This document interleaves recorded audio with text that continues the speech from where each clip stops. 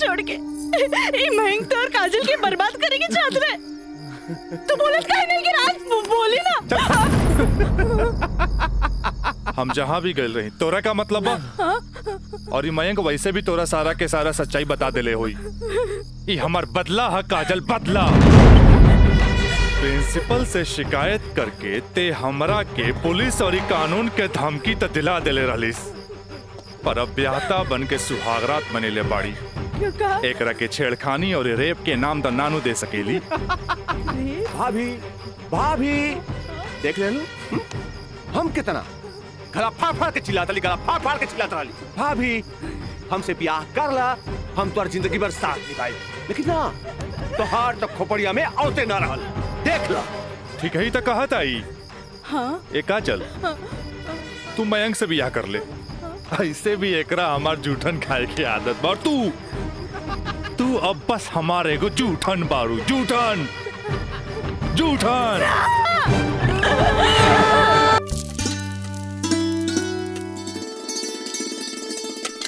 काजल। हाँ माई, बेटा तनी है बैगनवा देख तो।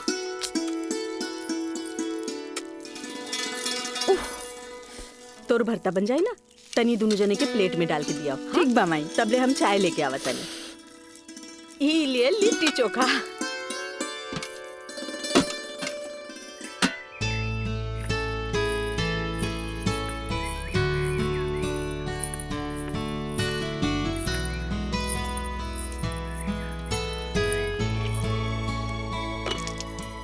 का काजल, कैसन बारू? हम ठीक बानी।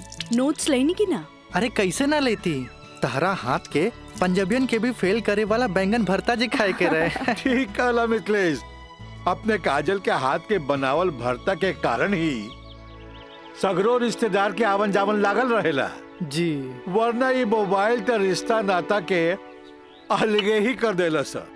जी बिल्कुल सही कहनी। काजल, हाई ला अपन नोट्स। हमार अंदाजा है कम से कम इमे से 2-3 सवाल तो जरूर आई। अरे खा भी मिथिलेश, लिट्टी ठंडा हो जात बा।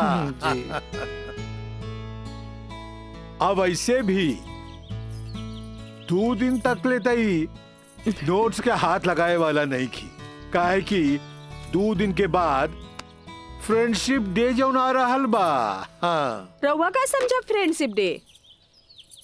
दे 300 रुपया। 300 रुपया? अरे काजल के फ्रेंडशिप बैंड खरीदे के बा। है, और चढ़ाओ अपना बेटी के माथा पर। है फ्रेंडशिप डे, काहे ना कोनो मजिस्ट्रेट से ब्याह कर ले लो। अरे करम में तो पेशकार लिखल रहे, तका करती है? काम आई।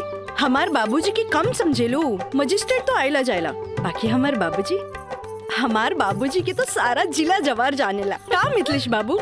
हाँ हाँ बिल्कुल ठीक कह लू। ये दोस्ती हम नहीं तोड़ेंगे, तोड़ेंगे दम मगर तेरा साथ ना छोड़ेंगे।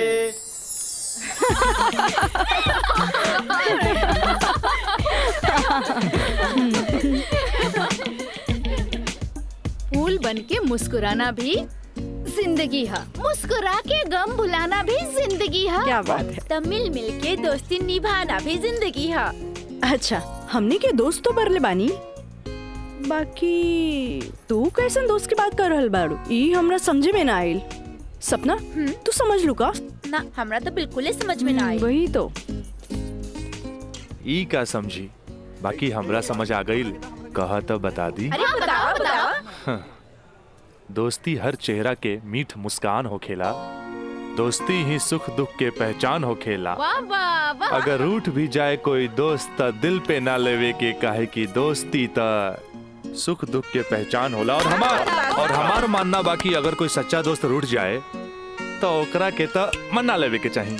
बिल्कुल सही। बाकी हम एक कर जरूरत ना समझी, काहे कि बुरा दोस्त कोयले के समान होकेला, गरम होके तो हाथ जला देवेला और ठंडा होके तो हाथ काला कर देवेला। बड़ा आए दोस्ती समझावे वाला। तू लोग सुना इनके प्रवचन, हम जाते हैं। अरे तरी रुका तो।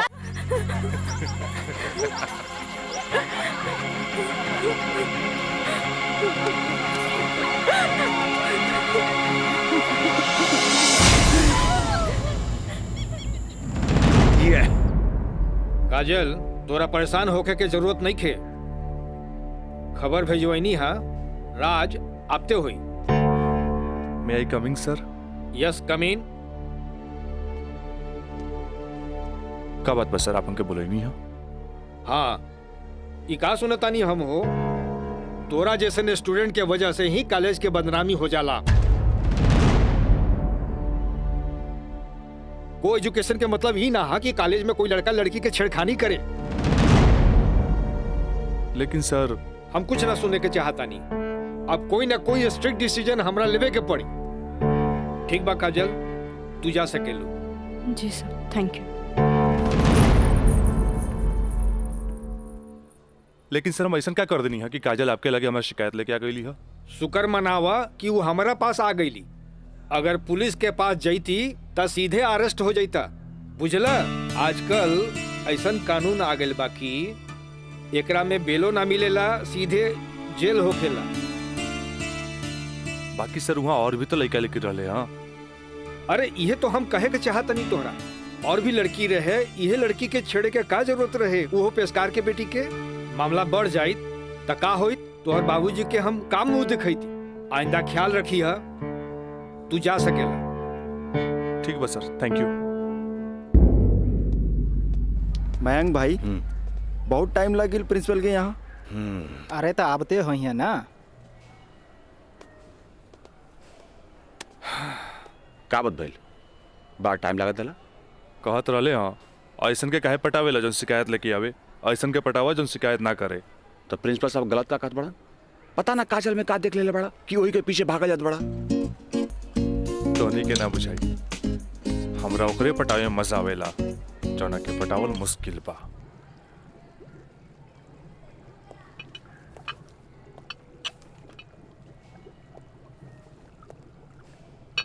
क्या हो रहा है? जी सर। ए पिंकी, हाँ, रिटन एग्जाम तो बढ़िया गए, बाकी लागत है कि प्रैक्टिकल तो हमरा ले डूबी।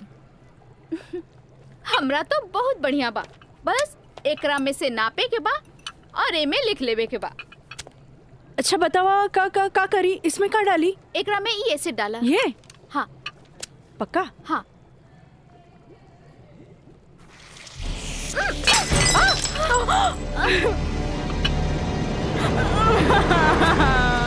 अरे काजल!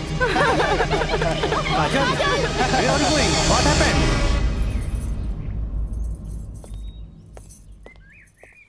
प्रणाम माँ जी। प्रणाम, बैठा। अकेले पेशकार साहब कहाँ रह गइलन? उहे बतावे के बा जे आज उनका कचहरी में देर होखी। अच्छा अच्छा। काजल के आज प्रैक्टिकल के आखिरी एग्जाम रहे, से पूछे के बा कि एग्जाम कैसन गईल। अब देखा, बहले तो ऐली ना, कैसन जाए कहा जाए कुछ समझ में नहीं आवत। अभी औते हुई ई देखा। अरे का है? अरे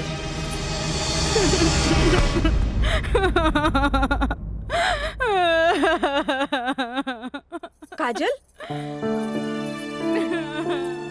काजल, ए काजल, का भइल? अरे हमनी के अनदेखी करके यहाँ के रोवे लगलू। अरे का भइल? परीक्षा तो ठीक से गई ना? अरे बोल। प्रैक्टिकल खराब हो गए, एन वक्त में टेस्ट बुक टूट गए। हम फेल हो जाए भाई, हम फेल हो जाए। अरे का काजल, तू तो बड़ा जल्दी निराश हो जाली। अब केमिस्ट्री थ्योरी में जहाँ तक हमनी सोचले रहनी, कम से कम तोहरा के 40 मार्क्स तो मिलबे करी। अब प्रैक्टिकल में मार्क्स नहीं हो मिली तब पास होके से के रोकी? बाकी मिथिलेश बाबू, हम तो प्रैक्टिकल में छोड़ के आ गए नहीं। अरे तो का भइल? इन्विजिलेटर 0 ही दिहन ना, इतना हदीर काहे होत बारू? हाँ, एग्जामिनर अगर एकरा के इशू बना ले, अब माइनस मार्किंग करें, तब बे फेल होए के बात हो सकेला। अरे तो रो रो के हलकान भैला से का पास हो जेबू? ई देखा था, जा मुँह हाथ धो, भगवान सब ठीक करिए। जा। का ठीक करिए? अरे अब कहा होई कुछ समझ में नहीं क्या, कुछ ना बुझाता हमरा के। माँ जी, अब रहुआ परेशान मत होई, एकर थ्योरी पेपर बहुते बढ़िया गईल हा। अरे तो तुहार गाइडेंस रहे तबे ना। अरे साइंस के स्टूडेंट रही त गाइड कर देनी, एमे का। तो ठीक बा, अब तू ही समझावा ओकरा के। ठीक है। आई लघु हो जा चुप। भैया एक सैंडविच लाइए। हाँ हाँ ले।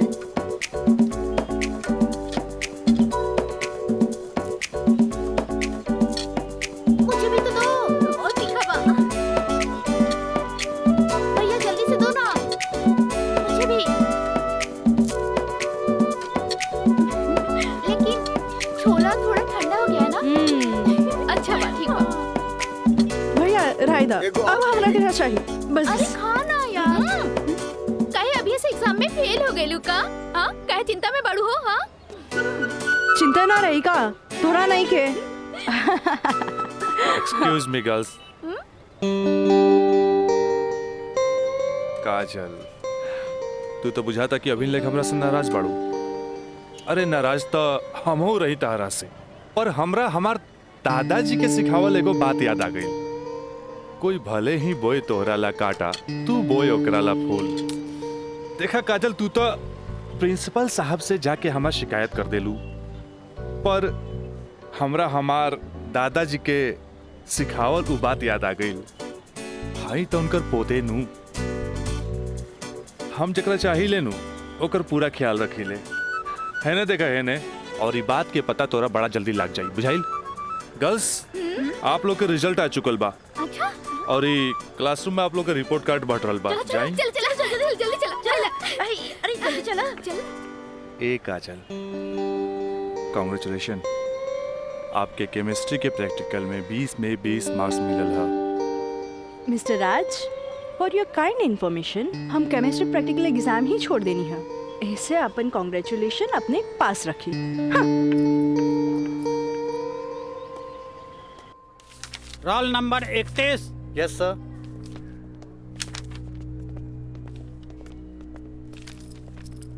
Roll number 32।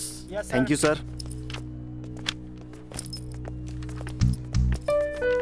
Roll number 33। Yes सर। Roll number 34। यस सर। Roll number 35।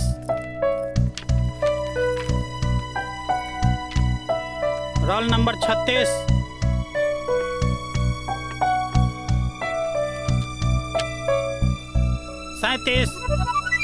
Roll number 38।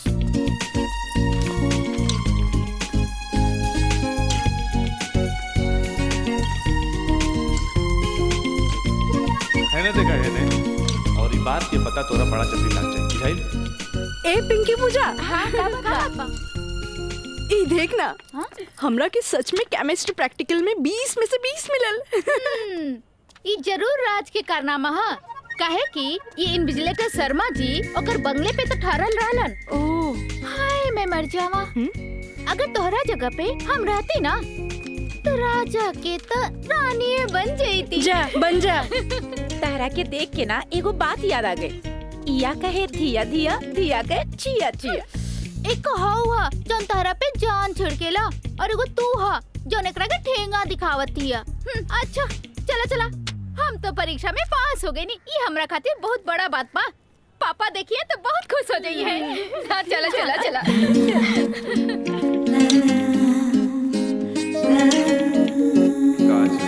दादाजी के सिखावल एगो बात याद आ गई। कोई भले ही बोए तोहरा ला काटा, तू बोए ओकरा ला फूल। ई ले। अरे भाई, अपोजिट टीम आ गई बा, हमनी के का होई? अरे आ गेल त का भइल हो? अभी तो टाइम बानू मैच में। टाइम बा त का एहिजे बैठ के टाइम पास करबा? ए, जब हमनी के मैदान में जाएम नु तो देख के थर्रा जाइलो, ठीक बा? अब चलो जौन होई तो मैदान में देखल जाई, उहे देखल जाई। चलो राज भाई, बॉल दे। तोहनी के इतना हड़बड़ी बना तब बड़ा सन, हम आवाता नहीं। चलो लोग, चलो आवा।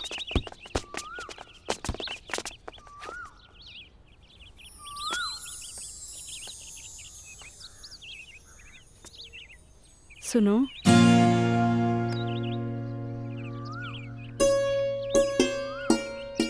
सॉरी राज, हम तोहरा के गलत समझनी। तू तो सच में दिल के राजा बाड़ा। और तू ये राजा के दिल के रानी। ए काजल, हम तारा के बहुत चाहेनी। Thanks for chemistry practical marks. WhatsApp number मिली का? व्हाट्सएप? हाँ ठीक बा, ले ली। 8291 71 7752।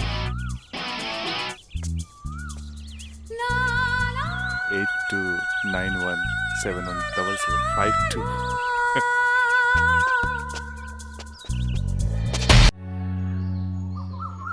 अच्छा ये बताओ यार कि तो हम लोग का प्यार मतलब हाँ प्यार कब से चला था? काजल बताओ ना। बाय। काजल, हम दोनों एक दूसरा से प्यार करेले, फिर भी तू हमरा से दूरी बना के काहे रहेलू? राज, हम कोनो ऐसन वैसन लड़की ना है। जब तक शादी ना होखे तब तक हमनी की दूरी बनौले रखे के चाहिए। गुड, तहारी ये आदा हमरा के निक लागेला। हेने सुना? हाँ? देखा राज, तू हमार कोनो फायदा ना उठा पाई बा। एक मिनट हम आओ तनी।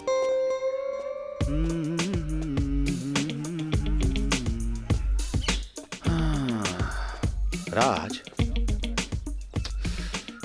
यार एगो बात बताई। काजल अब यार हमरा के भी अच्छा लगे यार। हम एगो बात बताई। तू हंसुआ के बिया में खुरपी नियन गीत मत गो। वो तो और भाभी लागी। का लागी? भाभी। चल।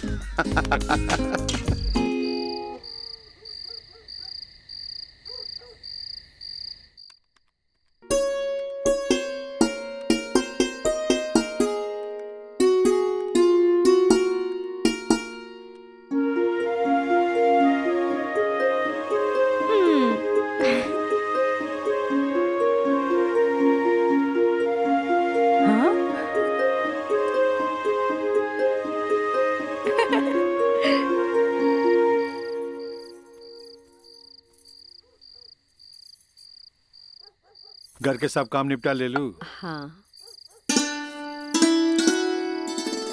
ब्लड प्रेशर के ई लोसर एज खात खात रउआ के सालन बीत गए। अरे एक बेर डॉक्टर से पूछ लेती कहीं गोलियां तो ना चेंज करे के बा। एकर साइड इफेक्ट भी होला। एक बेर हमार बाबूजी के पैर ऐसे ही सूज गए रहे, जब गोली चेंज भइल तो एकदम ही ठीक हो गइल। तू हमार कितना ख्याल रखेलू? अच्छा ये बतावा, तू अपन थायराइड के गोली खा लू कि ना? अरे कहाँ खाइला, 3 दिन से तो वो खत्म हो गइल बा। का गोली खत्म हो गई? तू हमरा का बतैलू ना कि गोली खत्म हो गई? अरे तू मरबू, तू एक दिन जरूर मरबू। फिर हमरा से ये ना कहिया कि हमार ख्याल ना रख ले। अरे जब मरिए जाए तो कहा बोला? तू का चाहेलू हम जिए थे जी मर जाएं? हैं? दहाइला आज के बाद हम हो दवाई ना खाई। राउर पारा चढ़ गई। हाँ? तलवा के लहर माथा पर चढ़ गई। अरे तलवा के लहर माथा पर ना चढ़ी तो क्या हुई? तू दवाई ना खाइबू तब बिस्तर पकड़बू, फिर घर के चूल्हा चौका घर बाहर के देखी? अरे हमरा तक कचहरी के काम से फुर्सते ना मिलेला, फिर बैठ के तुम्हारी सेवा के करी? अरे के करे कहा था सेवा? मत करब, मरे दे, मत ले बापन कचहरी से छुट्टी। तू तो यही चाहता रू कि समाज हमरा के रनवा बन के फिरत देखत रहे। हे भगवान माफ करी हमरा के। अरे तू हमरा के माफ करा। जाई। अब हमरा कोनो जुगाड़ करे के पड़ी। काजल। हाँ काजलवे के माथा चाटी। काजल, काजल जी का करता रू? पढ़ाई करत रही, वो इंटरनेट से कुछ नोट्स लेत रही। ठीक है काजल, तो क्या हमार के लिए आज से तो हाथ ड्यूटी है कि तू अपना माई के रोज भोरे भोरे थायराइड के गोली देबू। अरे वो तक खुद मरी है और हमने सबके भी मार दी है। कॉलेज जायलू ना? जी बाबूजी, लाइब्रेरी में पढ़ाई खातिर कल संडे है, फिर भी हम जाए। ठीक ना बाबूजी? गुड, वेरी गुड, ऐसा ही पढ़े के चाहिए, तब तरक्की करबो।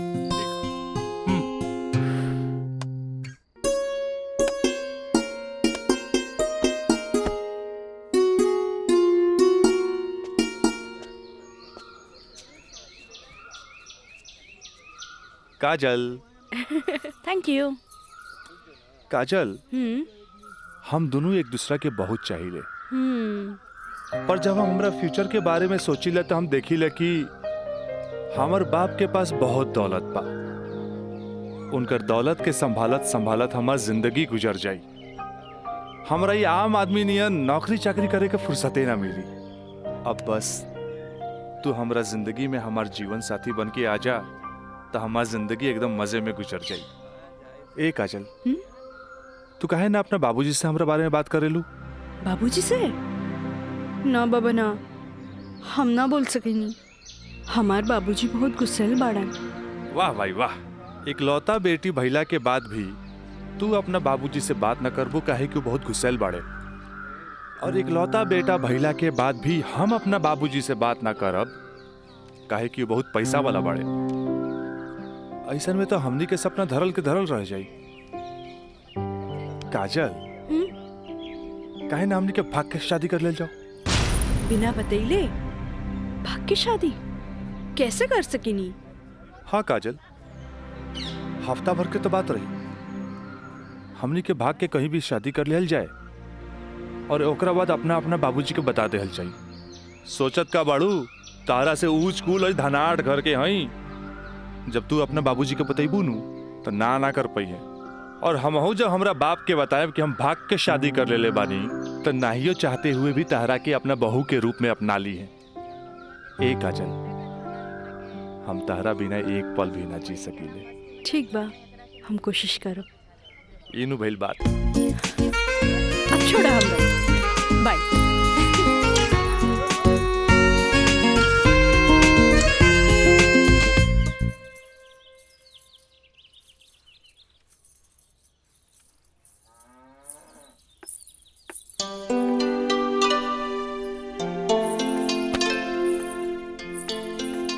काम आई थोड़ा सा आराम नहीं किया होत का? जब देखा काम का सिर्फ काम ही करबू। हमारा आराम के छोड़, ई बता हमरा से तोरा के का काम पड़ गई जे हमारा आराम के सोचे लगली? काम आई, हम तो हमेशा सोचनी ना माई। कॉलेज से एक हफ्ता एक्सकर्शन खातिर हमनी के हजारीबाग जाए के बा। हम डैडी से ये बात नहीं के बोल सकत। परमिशन दिला दे ना माई प्लीज। हमरा के मजौवा के समझ ले ली का? हाँ, अरे हमहू ग्रेजुएट बानी। ई होली में तोरा के कौन कॉलेज लेके जाता? वो होली तो मार्च में पड़ी, अभी तो फरवरी चल रहा बा। एक के हफ्ता की तो बात बा माई, प्लीज माई प्लीज। अच्छा, तोर बाबूजी आज ऑफिस नहीं खे गइलन, मिथिलेश के संगे बैठल बाड़े। कौनो शादी में जाए के बा, चल कोशिश करत तानी। Thank you Mai, thank you. Mithilesh, वो कहल जाला ना कि हाकिम के गाड़ी या घोड़ा के पिछाड़ी ना रहे के चाहिए हैं? मजिस्ट्रेट साहब के इकलौती बेटी के बियाह, यही से हम खुद चलता नहीं तो हम न्योता तोरे हाथे भिजवा देती। अरे रउआ चलती तो उनको भी खुशी होत। हाँ, ए जी। लेकिन हाँ? ई का कहतिया? का कहतिया? अरे कॉलेज टूर पे एक हफ्ता खातिर हजारीबाग जाए चाहतिया। ये एजुकेशनल टूर आके पिकनिक? एजुकेशनल टूर बोली ना। ये तो निम्मन बात हो सर। स्टूडेंट्स के बाहरी दुनिया देखल उतने जरूरी है जितना विषय के ज्ञान। ठीक है, एजुकेशनल टूर है तो मैं अलाउ करता नहीं, बाकी नो मटर गस्ती, ओनली पढ़ाई। जी पापा। ये बतावा इस सब में कितना खर्चा आई? 2-3 हजार पापा। तू हमारे से 5,000 ले ला, ठीक है? थैंक यू पापा। चलो तू हमरा के दिखावा कि वो न्योता के कागज तैयारी के लिए बांध देले बानी। चलो आए। मिथिलेश, हम आवत हैं, बैठो। जी सर जी। Thank you so much Mithilesh बाबू। अगर रउआ ना बोलती तो ये हरगिज ना मानतन। अरे वो तो हम तुहार मुंह देख के साथ दे देनी। जा मजा करा। कैसन लागल? वाह, सो ब्यूटीफुल। ये कहाँ लेके आ गई ला? पहले चला था तब ना पता लगी। उतरा। अरे स्टैंडवा कहाँ चल गई?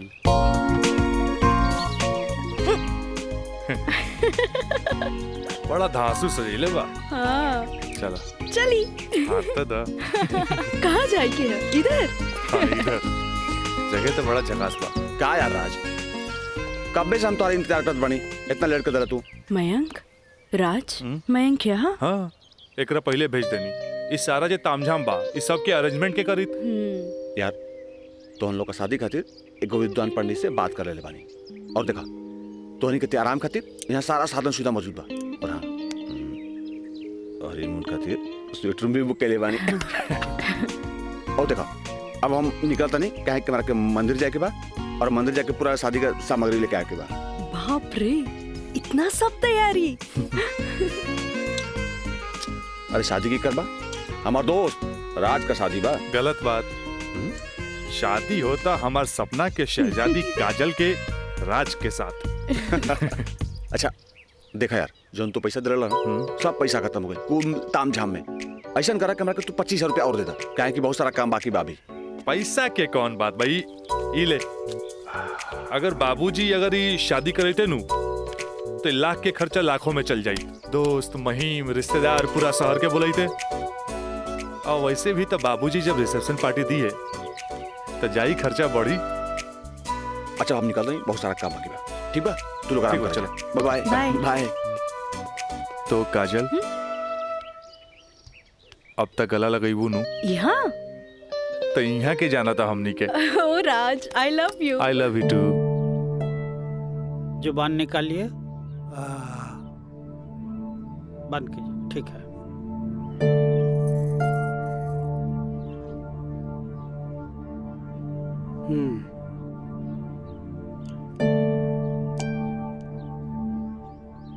सांस लीजिए और जोर से।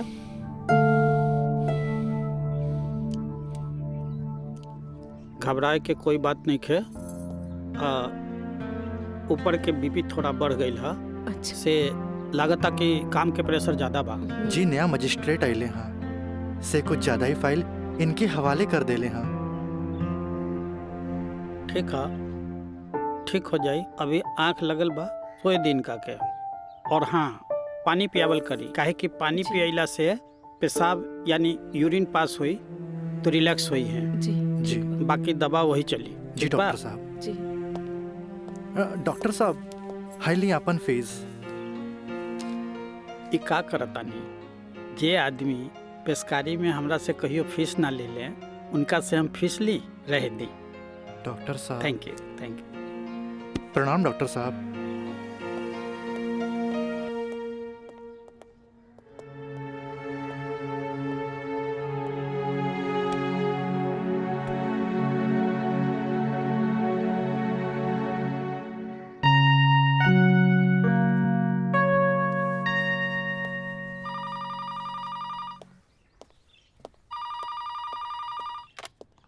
हेलो हम काजल बोले तानी। हाँ काजल बोला कैसन बारो। माई बाबूजी कैसन बाड़न। बाबूजी के तबीयत खराब बा। बीपी बढ़ गई हा से सुतले बारन उठाई का। हाँ नहीं छोड़ दी यहाँ सब ठीक बा। आप कैसन बानी।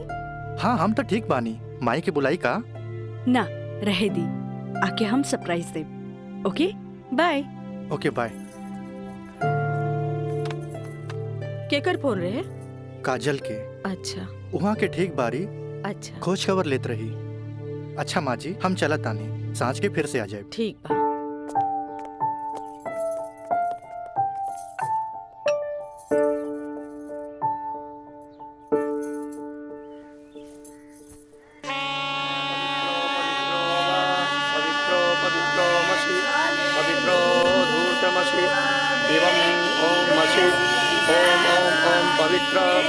पवित्राः केशवाय माधवाय सर्वेश्वराय अपितु स्वाहा तत्पुरुषाय स्वाहा। ओम नमः स्वदन्ताय सहस्राक्षाय सहस्रपदे पूर्वशे पवित्रमशे सर्वभूतमशे चन्द्रमशे ओमाय ओम ओम ओम ओम शुभाय ओम पवित्रो वा पवित्राय नमः सावित्रे नमः पवित्रे नमः तत्पुरुषाय सर्वेश्वराय नमो नमः ऊर्ध्वमशे पवित्रमशे सर्वमशे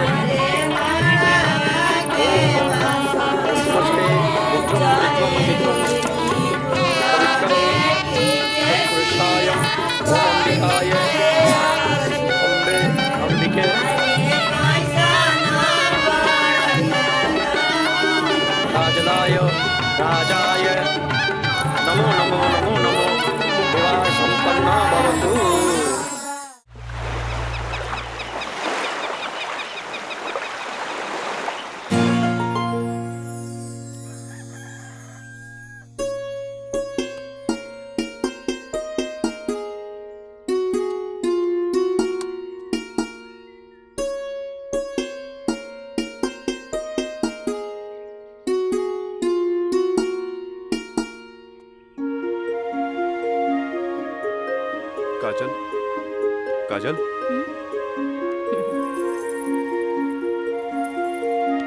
गुड मॉर्निंग।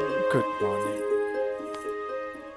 उठे के मन तो हमरो ना करत रहे, पर खाली सुतल रहला से जिंदगी ना नु चली। चाय ले लो, हैं? गर्मा गर्म चाय। मयंक अपने हाथ से बनेले बन। ए ए ओ कुछ ना, सिर्फ भाभी खातिर। और ई गर्मा गर्म चाय। काजल, इस शादी ब्याह में कुछ ज्यादा खर्चा हो गई। हमरा घरे जाए के पड़ी। वो कहा कि अपने बाप से कुछ पैसा भी ले ले और उनका के इस शादी ब्याह के बारे में बता के पटा भी ले। आखिर तेहरा के ले जाके उनका आशीर्वाद भी तो दिलावे के बा। लेकिन तबले हम कहाँ रहब? अरे यहाँ रहबू, तहारी देवर बानू मयंक। हाँ? का मयंक, भाभी के ख्याल रखबे ना? बिल्कुल बिल्कुल ख्याल रखब। ये ले पैसा। अरे और वाह। यहाँ के सब बिल उल चुका दिए। बिल्कुल भाभी, टेंशन ले लगा, कोनो जरूरत नहीं के। हम बगल वाला कमरा में बाड़ी। और हाँ, तू चाय पी के फटाफट फ्रेश हो जा और जो खाए पिए गई ऑर्डर दे दिया। ठीक ठीक बा। और हम रात के छोड़ के यूं आवता नहीं। तू चल, हम आवता नहीं। चल। ए काजल, अरे हेने आवा।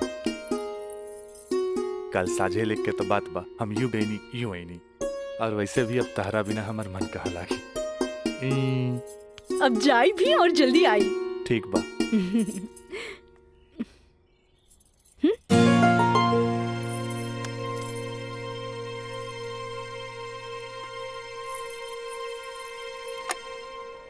हेलो। हाँ, अरे देख रही हो कि मैं ऑफिस में हूँ, कितना काम पड़ा है, कितनी फाइलें पड़ी हैं, और तुम हो कि ये ले आइएगा वो ले आइएगा। हद कर दिया तुमने यार। मैं कम इन सर? कम इन। अखिलेश बाबू कैसन बाड़न? जी बीपी तो कंट्रोल में है, बुखार के वजह से थोड़ा कमजोरी आ गई है। यही से शुक्रवार तक की छुट्टी की अर्जी दे ले हैं। कोनो बात नहीं के, दिन रात काम करे वाला आदमी के अरे थोड़ा बहुत आराम तो चाहिए ना। जी कह दिया ऑफिस के चिंता न करे जी। जब वो ठीक हो जावे तबे ऑफिस आवे। ला एकरा के फाइल में लगवा दे। थैंक यू सर।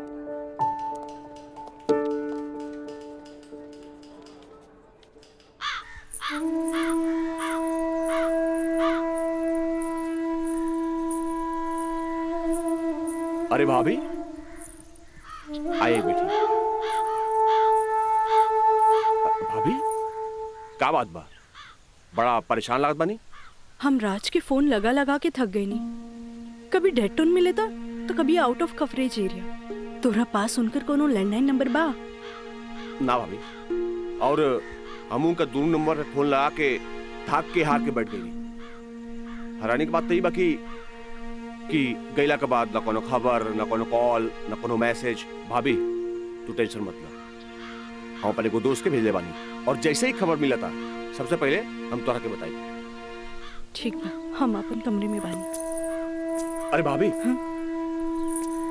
घबराए कोनो बात नहीं की, हम बानी ना।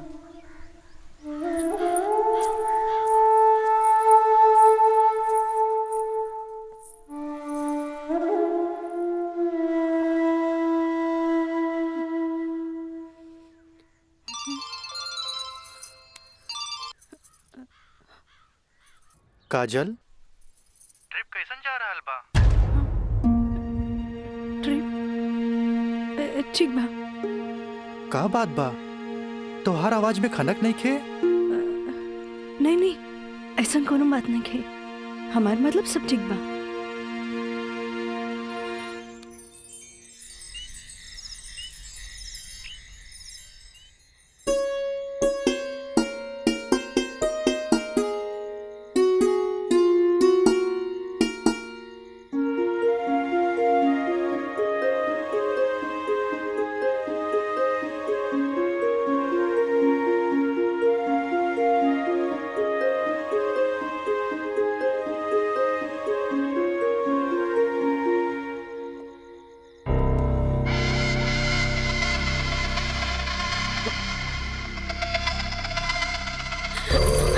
देवर जी, मयंक, ये क्या बदतमीजी है? चल जाइए यहाँ से, वरना राज के बता दे।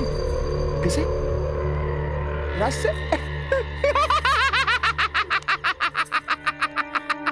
रात से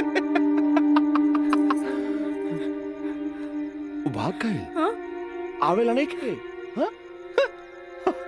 तोरा क्या पता? हाँ? ये भी कुछ हो रहा बना? सब ओकरे प्लान के तहत हो रहा बा।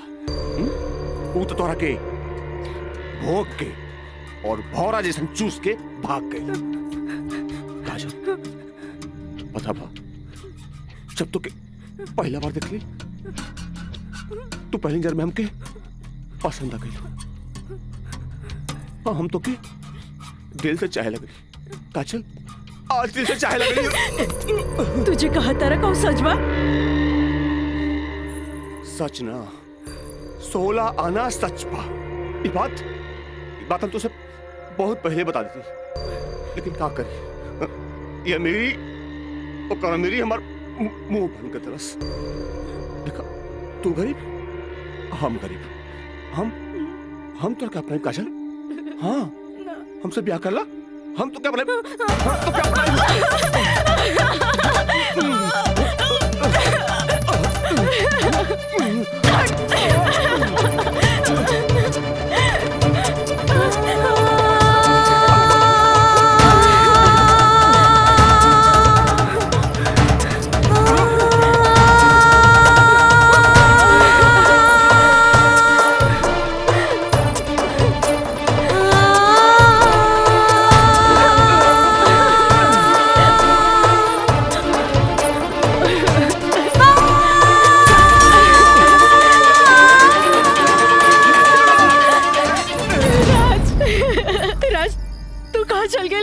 छोड़ के महंग तो और काजल के बर्बाद करेंगे चाहत रहे। तू बोलत काहे नहीं कि राज बोली ना। हम जहाँ भी गए रही तोरा का मतलब बा। और ये मयंक वैसे भी तोरा सारा के सारा सच्चाई बता देले होई। ये हमार बदला है काजल, बदला।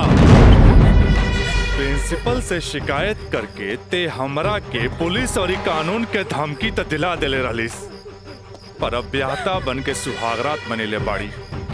एकरा के छेड़खानी और रेप के नाम द नानू दे सकेली। भाभी देख ले लो, हम कितना गला फाड़ फाड़ के चिल्लाता ली, गला फाड़ फाड़ के चिल्लाता ली। भाभी हमसे ब्याह कर ला, हम तो जिंदगी भर साथ निभाए, लेकिन ना तो हार तो खोपड़िया में औते ना रहल। देख ला, ठीक है ही तो कहा था। हाँ? ए काजल, तू मयंक से ब्याह कर ले। ऐसे भी एकरा हमार जूठन खाए की आदत बा। तू अब बस हमारे को जूठन बारू, जूठन जूठन।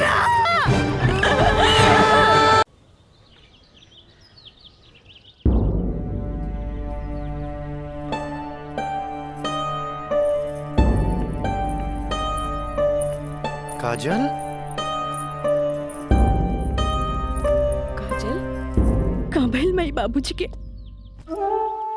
अरे ये ठीक बाड़न, दवाई खा के सुतल बाड़न। रुका, हम उठा देता नहीं। ना मैं रह दे, आराम करी दे।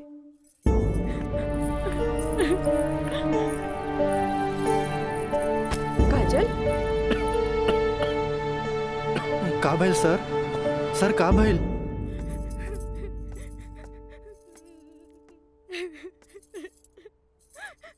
काजल,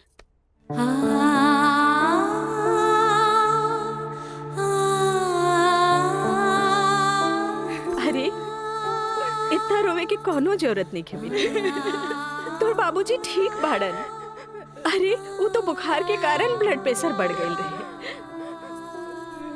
इतना परेशान मत हो, इतना परेशान मत हो। माई, हमरा से बहुत बड़का गलती हो गई। हम एक्सकर्शन में ना गए रहे, बल्कि हम अपन बॉयफ्रेंड के साथ गए रही। और वो हमरा के दगा दे गए।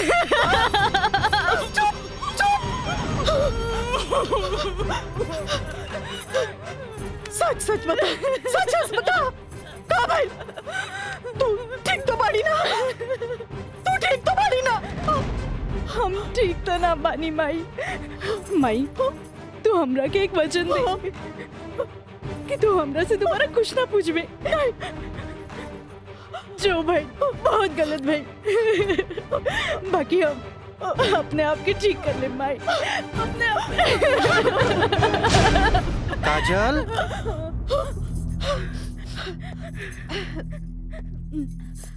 काजल, बाबूजी तोरा के बुलावत आ रहे।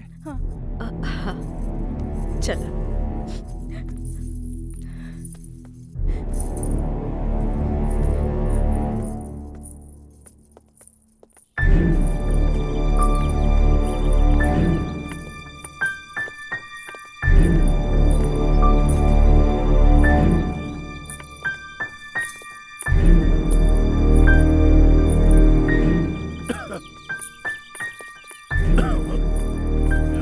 प्रणाम बाबूजी।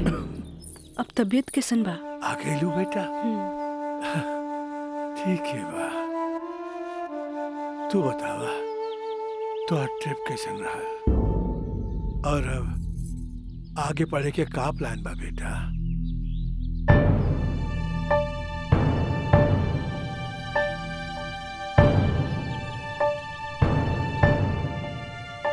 बतैलू ना बेटा?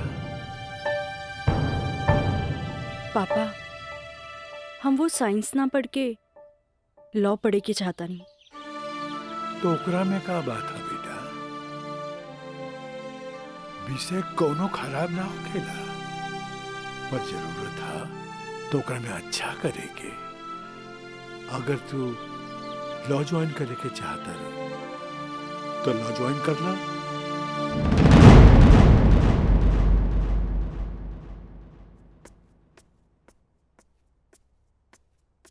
का काजल बेटिया, तबीयत ठीक बानू?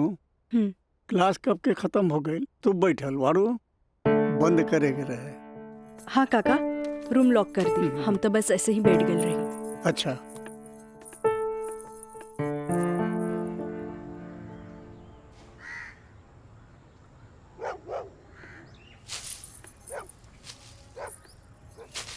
काका,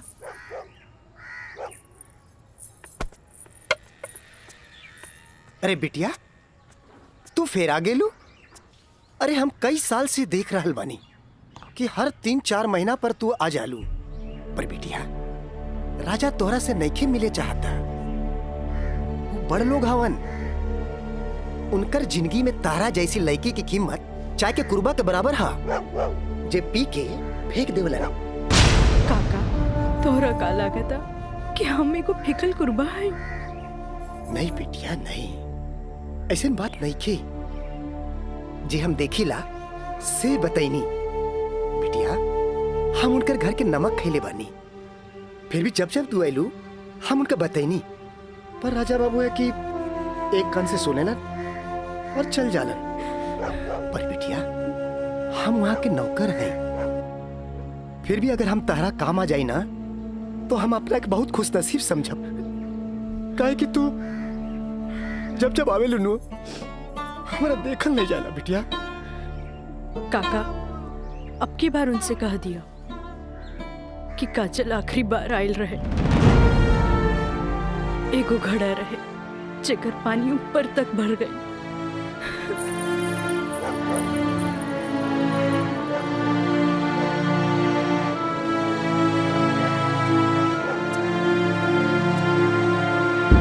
मैडम जी, ये कुछ बिल है, कारपेंटर बिल है, ये टेलीफोन बिल है और ये लाइट बिल है और कुछ वगैरह वगैरह काफी बिल है, आप देख लीजिए।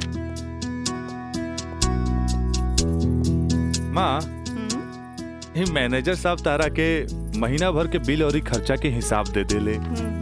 अब तू उठबू, उठ के जईबू, अलमीरा खोलबू, चेक निकलबू, फेन आके बैठबू, तब साइन करबू। हमरा माई के कितना काम करे के पड़ी। यही ला हम सोचने की काहे ना चेकबुक वाले के हम ही आ जाई। नीमन कैला।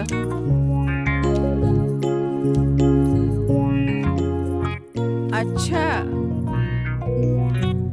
तो तू एम्मा अपन 50,000 का चेक पहले से भर ले बाड़ा। तभी तो हम समझे कि माई के इतना मस्का काहे के। माई, अब तू ही बताओ कि इतना अमीर बाप के लड़का हई तो दोस्त महीन के टाइम टू टाइम पे पार्टी तो देहे क्यों पड़ी? ना देव तो हमरा बाप के ना कट जाए की ना। का मैनेजर साहब? बिल्कुल राजा बाबू। जी। ले अपन बाप का ना कोच कर। इनू भाई हमरा दुनिया के सबसे बेस्ट माई वाला बात। Love you Mai.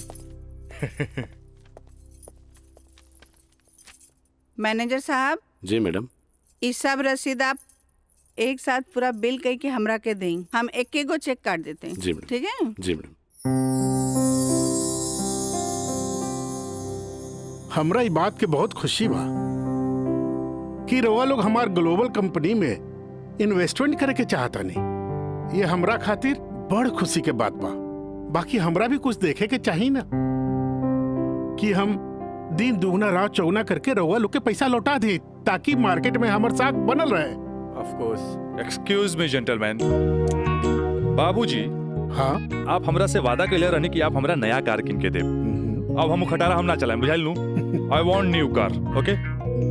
Yes, Raja is right. I'm witness. Okay, I will buy car for you. Thank you sir. हम चलता नहीं बाबूजी। तो ठीक बा, रउए कार खरीदा दे।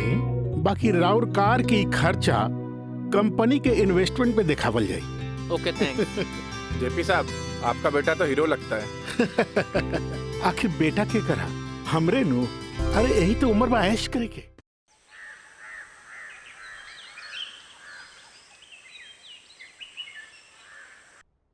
काजल जी। तारा के देख के हमें 4 साल पहले के काजल याद आवतिया। याद है तारा के? मिथिलेश के साथ डरत डरत तू हमरे चेम्बर में आ ललो लॉ कॉलेज में एडमिशन खातिर हैं? ई कानून के पढ़ाई कैसे एगो लड़की के बहादुर और समझदार बना देवेला। काजल हम चाहता नहीं कि पहला केस तू खुद अपने लड़ा, कैसन रहे? लेकिन सर। तू घबरा मत, हम तारा बारे में केहू से कुछो न कहनी है। देखा ये वकील लोग अपने क्लाइंट का सिक्रेसी अपने साथे चिता में ले जालन। बैठा। हाँ तो केस ये है कि मुवक्किल एक गरीब लड़की है जेकरा के शादी का झांसा दे के पहले भोगल गए और बाद में जूठन की तरफ फेंक दी। वो दहेज के केस न कर सकत रहे काहे कि वो गरीब रहे। वो रेप के केस न कर सकत रहे काहे कि वो अपने घर वाले के मुंह पर गालिक न पोते के चाहते। वो प्रताड़ना का केस भी न कर सकत रहे काहे कि वो घर में कबो रहली नहीं। अब वही मुवक्किल का केस तो के लड़के। अब वही गरीब लड़की का केस एक पढ़ल लिखल समझदार वकील के लड़के। काजल, हमरे नजर में तू एक मर्द लड़की बाड़ू। हमें फख्र बा कि तू हमारे असिस्टेंट बाड़ू। आई एम प्राउड ऑफ यू बेटा। जी सर, थैंक यू।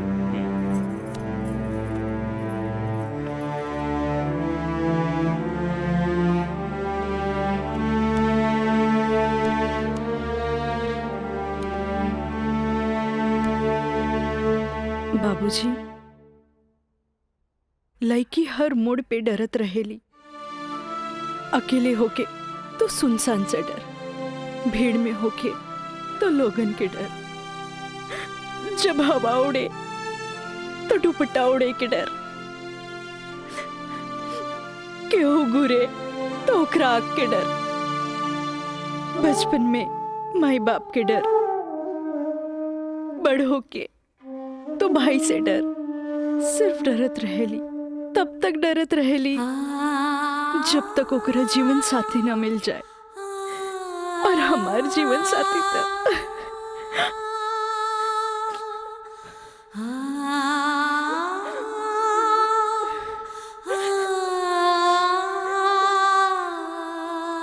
बाबूजी, आज हमार पहला केस बा, राउर आशीर्वाद चाहिए। काजल, माई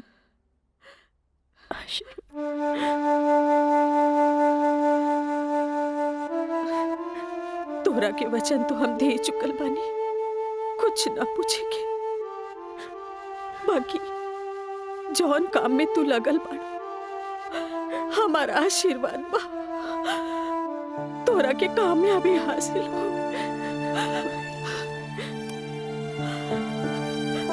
चल।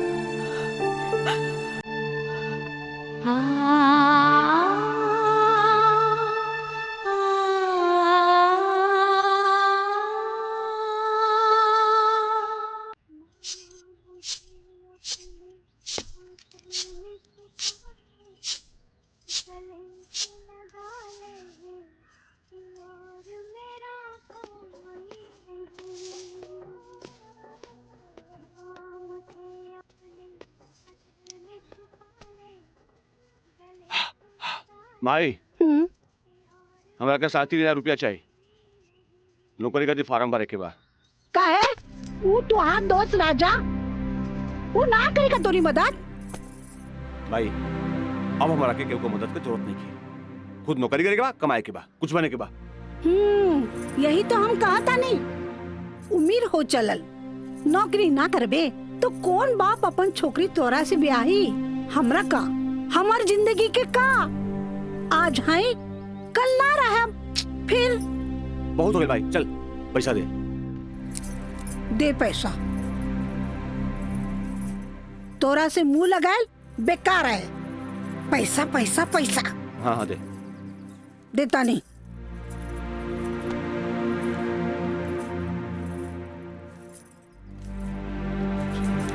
कितना? हम गिन ले ली। दे 500 और दे। ना नहीं 500 और दे। का है 3,500 चाहिए। देनी ना। चल आप ठीक काहे मांगता रे?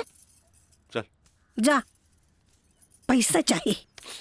एक बात कही, तू दुनिया का सबसे अच्छा माई है। चल मैं चलता रही।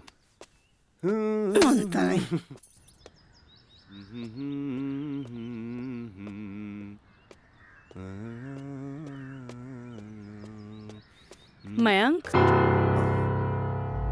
काजल तू इतना दिन बाद यहाँ? हमरा तोरा से कुछ बात करे के बा। चलो कर बेटा। यहाँ ना चलो कॉफी डे में बैठल जाए। Coffee day? अरे सोचा मत, हम पियाई कॉफी तोरा। चलो ठीक। चलो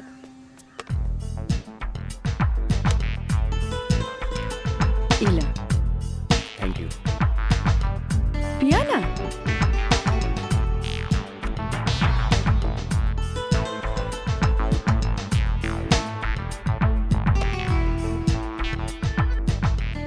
काजल आज तोरा के यहाँ देख के बहुत अच्छा लगा था। और एक बार बताइए, पिछले 4 साल में कौनो ऐसा दिन ना गुजरल, कौनो ऐसा पल ना गुजरल जिसमें तुके याद ना कई लोग। अच्छा कुछ छोड़ा, ये बताओ कि आज हमार कैसे याद आई? पहले हम अपन अतीत से लड़त रही,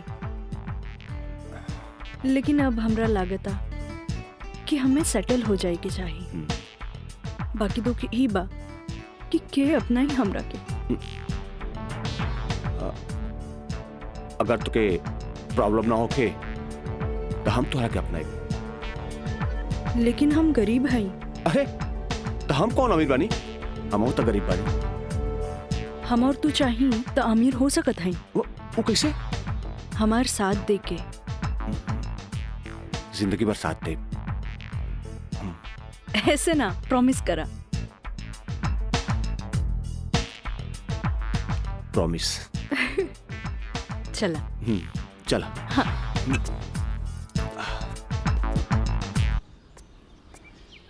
मिथिलेश जी, कोनो देर तो ना भइल? अरे ना बाबा, पहले ई बतावा भइल का? मयंक से साथ देवे की वादा ले लेनी है। अब तू अपन मिशन में कामयाब जरूर हो जाएगी। आगे देखी, लेट्स गो। सुनी, एगो बात कही, सब कुछ जलना के बाद भी आप हमें हेल्प करत हैं, ऐसे हम कबो ना भूल सके।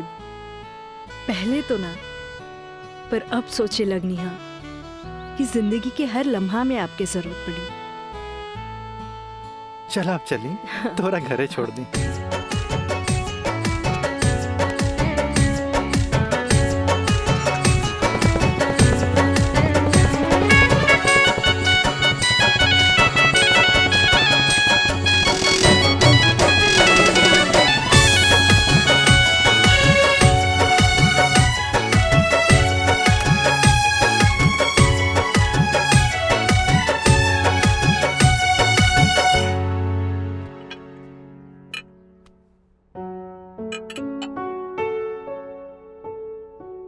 सुनी, एगो बात कही, सब कुछ जानला के बाद भी आप हमें हेल्प करत हैं, ऐसे हम कबो ना भूल सके। पहले तो ना, पर अब सोचे लगनी है कि जिंदगी के हर लम्हा में आपके जरूरत पड़ी।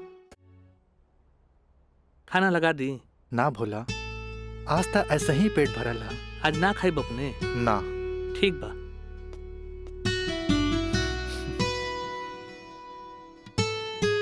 मैं पंडित देवी दत्त शर्मा। का कहनी है? देवी दत्त शर्मा।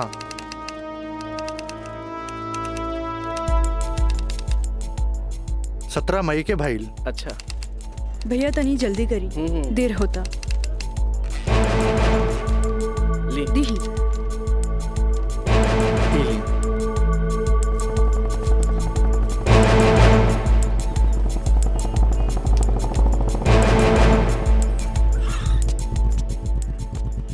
आ गए नहीं टाइप करा के? जी। लाइन लाइन दस्तखत हम कर दी। एली।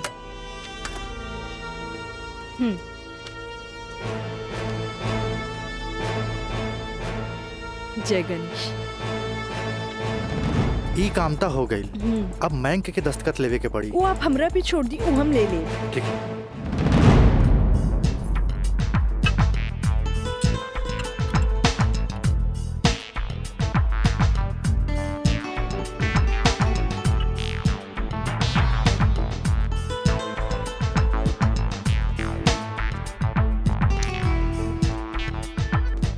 हेलो।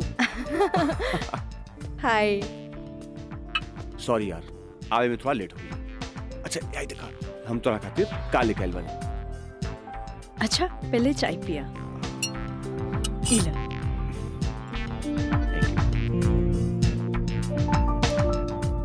अंगूठी सोना के? हाँ। वो है इतना हल्का? मन तो रहे कि हीरा के लेके आई थी, लेकिन का करी, पैसा का तंगी। अच्छा ई बतावा, खुशहाल जिंदगी जिए खातिर तोहरा कितना पैसा चाहिए? 20 लाख। अगर हम तोहरा पूरी 50 लाख दी तो कैसन रही? उसे ही रही, समझ ला अनार के आंख मिल गई। तो चला फटाफट ई पेपर पे साइन कर दे। अरे पढ़ा मत, यही से हमनी करोड़पति बन जाए। हाँ, हाँ ल। ठीक है। डॉलर भी कदम तो गिरब तो हर बहिया में ना।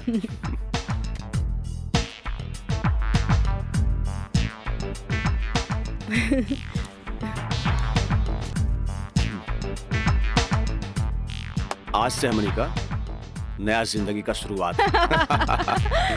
मीना, मंजू, रेखा, कस्तूरी के डांस देख के कुछ समझ में आयल?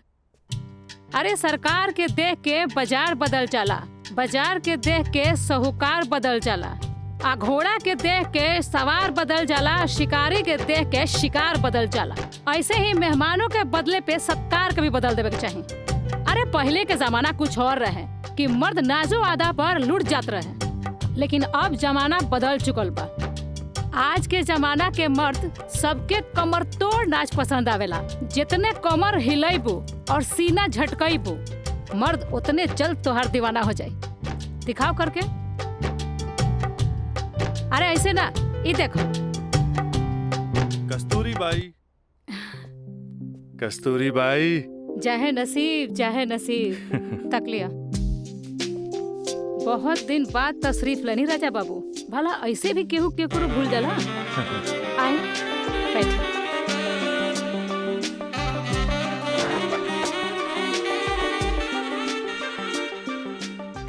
ना कस्तूरी बाई, हम भुलाइल नहीं की।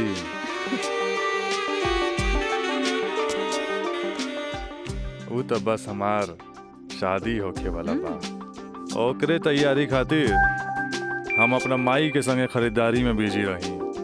फुर्सत पाते तहरा लगे आ गई नहीं। अच्छा एगो बात बतावा, कौनो बेहतरीन डांसर बा हमरा बियाह में नाचे खातिर?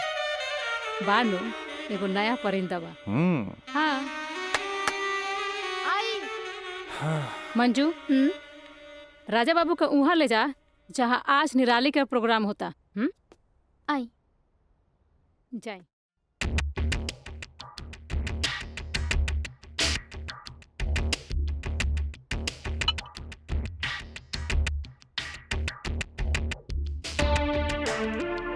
कस्तूरी, तहार निराली हमरा बहुत पसंद आई।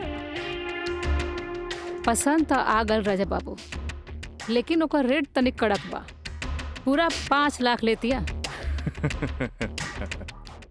लाख 2 लाख तो हम तारा पे ऐसे ही उड़ा दिला, तब 5 लाख कौन बड़का चीज बा?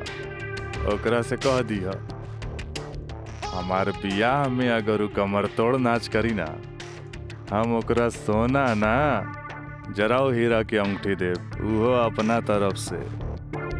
और बाकी के रिश्तेदार जे ओकरा पैसा दी हैं वो अलग बात।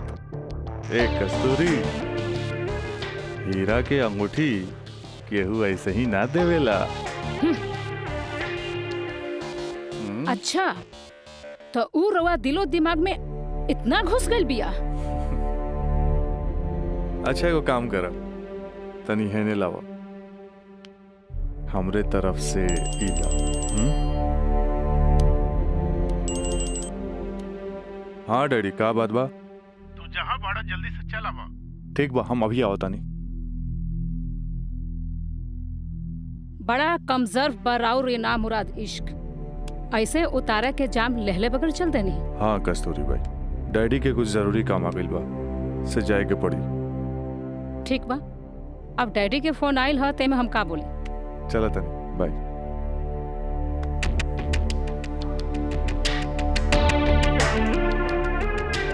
हीरा के अंगूठी तो दे गई, लेकिन तेरा दिल में गड़ल निराली के तीर निकाले के पड़े।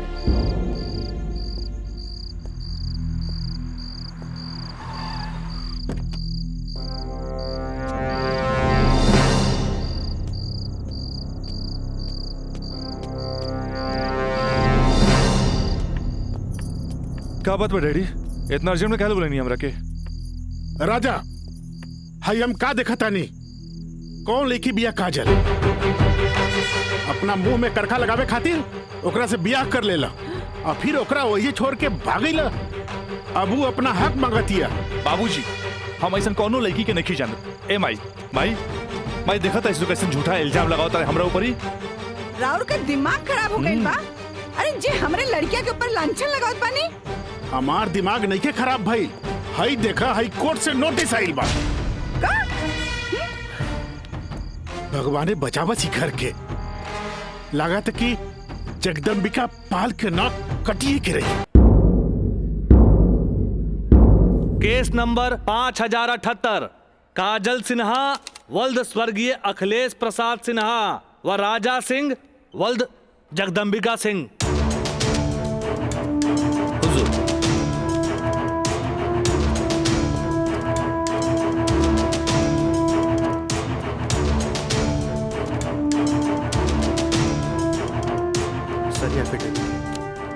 केकर? गवाहन के।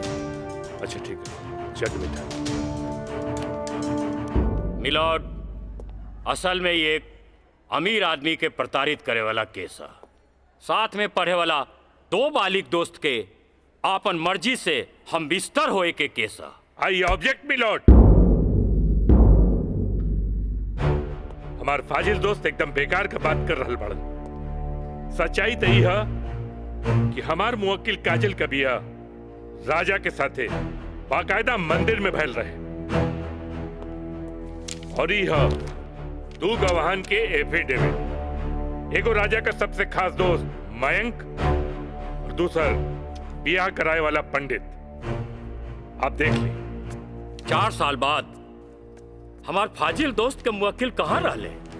सच्चाई तो ई बा जज साहब कि हमार मुवक्किल राजा के शादी रोक के रुपया ऐठे के एगो षड्यंत्र बा, षड्यंत्र।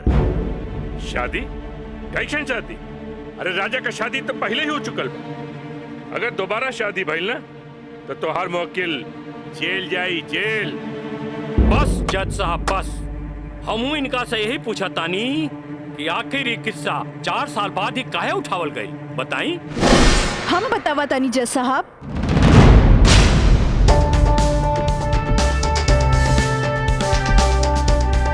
हम बताई।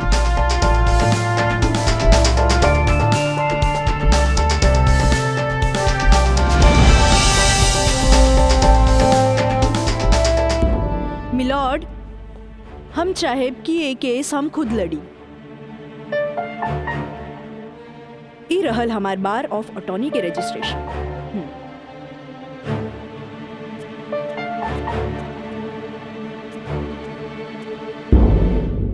ओके, you can proceed. Thank you sir. आशीर्वाद दी। खुश रह। चल। मिलॉर्ड, बचाव पक्ष के वकील बार बार पूछा तारे कि 4 साल हम कहाँ रही। मिलॉर्ड, 4 साल इनके मुवक्किल राजा जैसन तमाम मुजरिमों के सजा दिलावे खातिर ई चोंगा बहुत जरूरी रहे।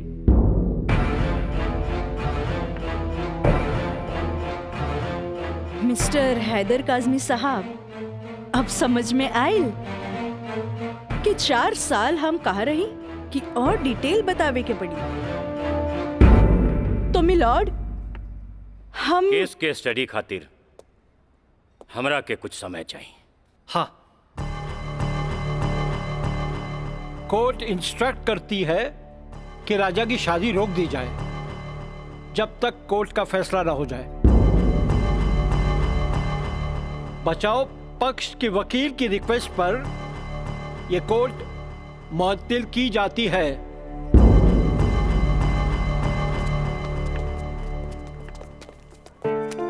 बहुत सही किया। देख के घबरा गई,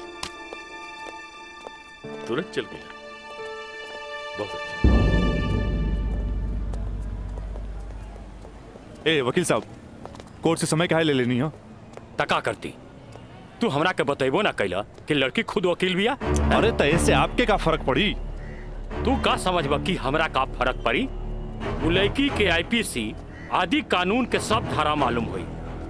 एक खातिर हमरा के जीरा में सावधानी बरते के पड़ी। खैर तू चिंता ना करा, अब अगला तारीख लेवे दा हमरा के। वकील साहब, अगला तारीख रहुआ जल्द से जल्द ले लिहल जाओ, और रहुआ पैसा के चिंता एकदम न करब। हम पैसा के चिंता ना करब, अगला तारीख जल्दी ले ले हम। चलो चलो बाबूजी, चलो चलो।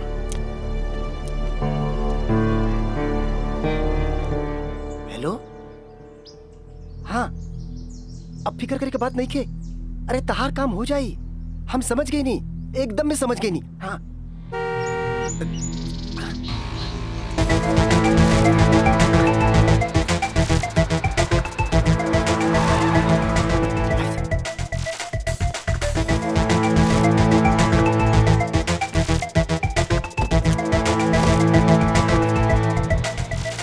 हटा ना, ये पाइप पे कर दिया है। रखा था नहीं। हाँ।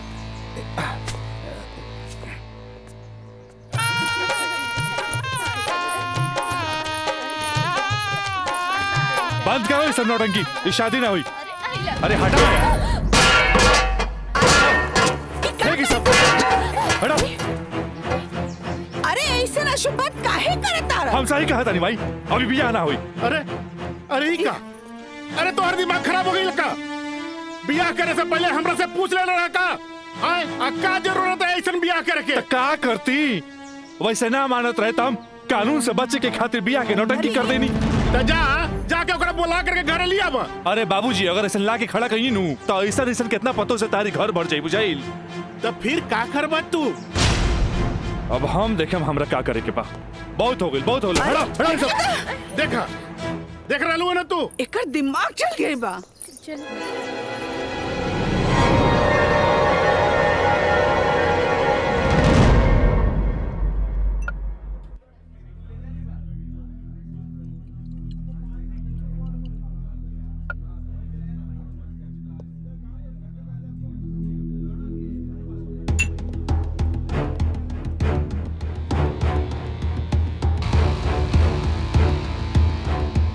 बोलो राज, का बात बा? पहले पेट तब भी बहुत दिन का बाद मिलल बा।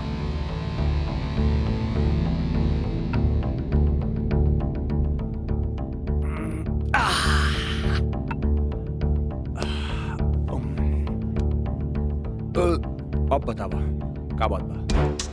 मयंक,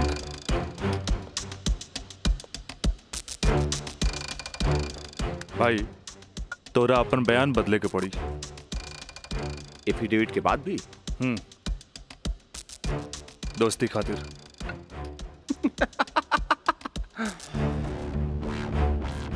अब बयान देगा कीमत काजल 50 लाख लगो ले गया।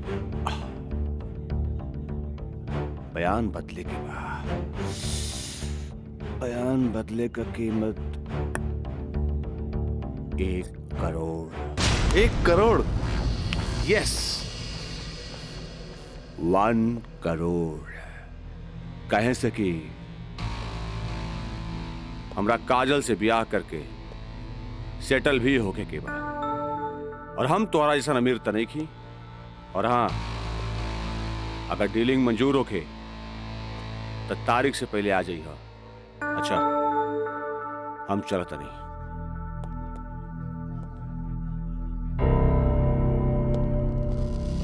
हमार बिल्ली हमरे से में आओ।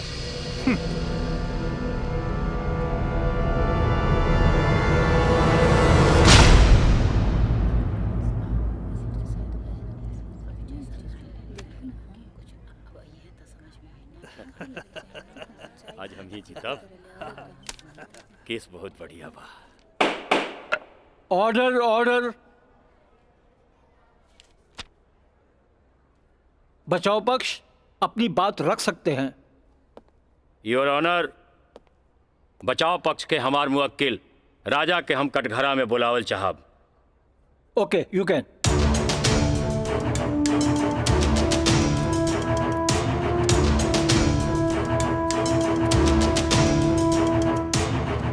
हम गीता पे हाथ रख के कसम खाता नहीं, जे भी कहब सच कहब, सच के सिवा कुछ न कहब। हाँ तो मिस्टर राजा, आप अपन बचाव में का कहल चाहते नहीं? जज साहब, हम ये बात माना तानी कि हम और ये काजल कॉलेज के दिन से एक दूसरे के चाहता नहीं।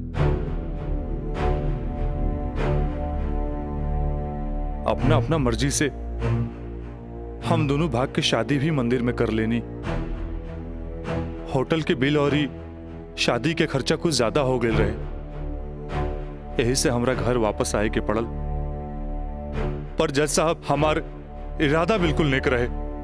हम सोचनी कि हम घर वापस आके अपना पिताजी से कुछ पैसा भी ले लहब और उनका के शादी के बारे में कुछ सच्चाई भी बता दे। जज साहब, हम बिल्कुल निश्चिंत रहे कि काजल के देख रेख ला वहां हमार जिगरी दोस्त मयंक तो बढ़ले बा। पर जज साहब, जब हम वापस लौट के गई तो वहां के नजारा देख के तो हमार होशे उड़ गई। जज साहब, हमार नई नवेली दुल्हन काजल हमारा जिगरी दोस्त मयंक के बहिया में गलबहिया खेलत रहे। I object milord. ई सरासर झूठ बोलत जा रहलन ह। Objection overruled. मिस्टर राज, आप अपना बयान जारी रखिए। जज साहब, तब खटाक से हमरा दिमाग में एक बात याद आ गई कि कॉलेज के दिन में हमार जिगरी दोस्त मयंक हमरा से बोले रहे कि वो काजल के पसंद करेला और काजल भी ओकरा के पसंद करेली। पर जज साहब, हम सीधा साधा आदमी हो मेरा तेकरा देवर और भाभी के मजाक के रिश्ता समझ लेनी। लेकिन जज साहब, ई सरासर झूठ बोलने जा रहल बारन। I object milord. हमार दरख्वास्त बा वकील साहिबा से कि इनका जे कुछ भी कहे के बा बुलैला पे कटघरे में आके कही है।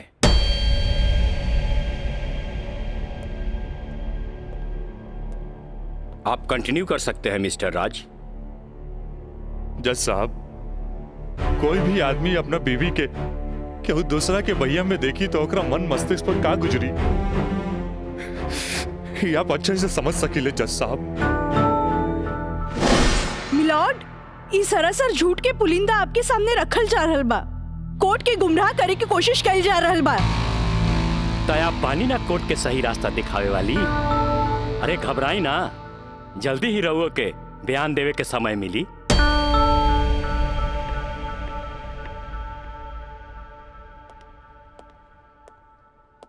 यू कंटिन्यू मिस्टर राज। जज साहब, समय के साथ साथ हम तो अपना आप के समझा लेनी और एक बुरा सपना समझ के हम सब कुछ भूल के काजल के अपनावे खातिर भी तैयार रही। हम आज भी काजल के अपन धर्म पत्नी मानी ले, अपन धर्म पत्नी मानी ले हम काजल के। That's all my lord. हम चाहब कि वकील साहिबा काजल सिन्हा के कटघरे में बुलावल जाए, वो भी वकील के तौर पर ना, मुद्दई के तौर पर। इजाजत है।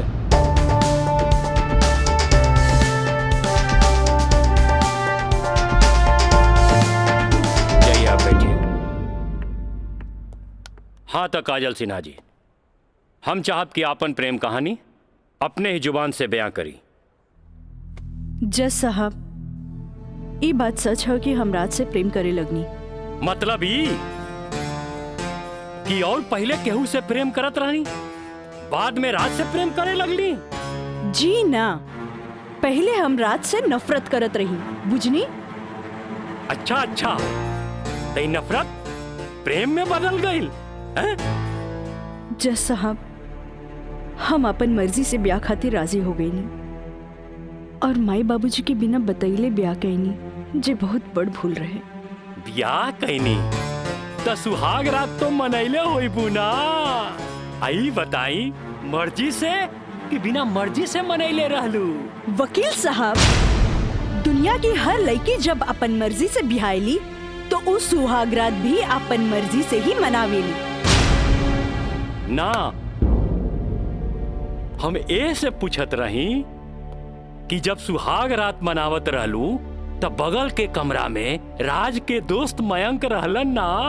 तका भइल, मयंक के हम शुरू से देवर के तौर पे देखत रही। अरे देखत भी रही कि मानत भी रही? मानत भी रही वकील साहब, मानत भी रही। जज साहब, यहाँ तक की कहानी तो महज एक कहानी बा जे हर लड़की के जीवन में आवेला।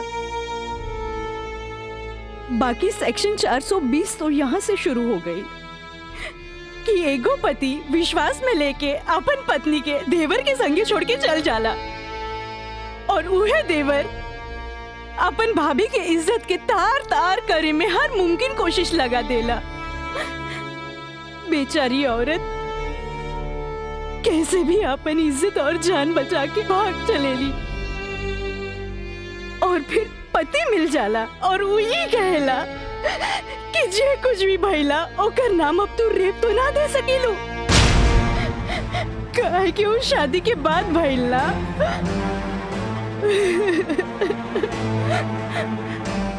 और रहल बात शादी के, तो तू सो कॉल देवर से कर सकेलू, काहे के ओकरा हमार झूठन खाए के आदत है। जज साहब, हमार सगरो अरमान चूर चूर कर दिहल गइल। हमरा कुछ समझ में ना आइल, आखिर हम करी तो का करी? हम परिवार से मजबूर हो गए नी जज साहब, हमरा झूठन बना देल गइल। हम झूठन हो गई नी, हम झूठन हो गई। मिलॉर्ड, अब इनका मेलो ड्रामा झूठ हो या साच, इससे साफ जाहिर होला ई झूठन कहां बारी। जबकि हमार मुवक्किल मिलॉर्ड एक झूठा सपना समझ के इनका के अपनावे खातिर तैयार बा। इतना ही ना मिलॉर्ड, हमार मुवक्किल के पिताजी जगदम्बिका पाल जी एक लिखित बयान में मिलॉर्ड इनका के बहू बनावे खातिर तैयार बाड़े। इली काजल, जबकि राज, उसके परिवार और यहाँ तक कि उसके पिता भी तुम्हें एक्सेप्ट करने के लिए राजी है, फिर तुम्हें क्या प्रॉब्लम है?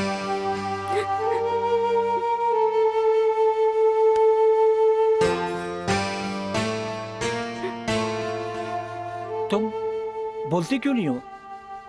कुछ तो बोलो। मिलॉर्ड, वहाँ मर जान के खतरा है। वाह मिलॉर्ड वाह, जौन परिवार के जिला जवार में रिस्पेक्ट बा, जौन परिवार पर आज तक कोनो क्रिमिनल केस नहीं थे, वो परिवार के साथ इनकर जान के खतरा बा। Now picture is very clear milord. जज साहब, हम वकील साहब से ई पूछे के चाहतनी, जब इनकर मुंह वकील और उनकर पूरा परिवार वो लड़की के एक्सेप्ट करे के रेडी बा, तब उनकर घर में दूसर शादी की तैयारी काहे चलत रहे? हमरा त लागता कि ई लोग कानून के अंधा समझ के ओके बेवकूफ बनावे चलल बा। आज के लिए कोर्ट मुअत्तल की जाती है। The court is adjourned for further dates.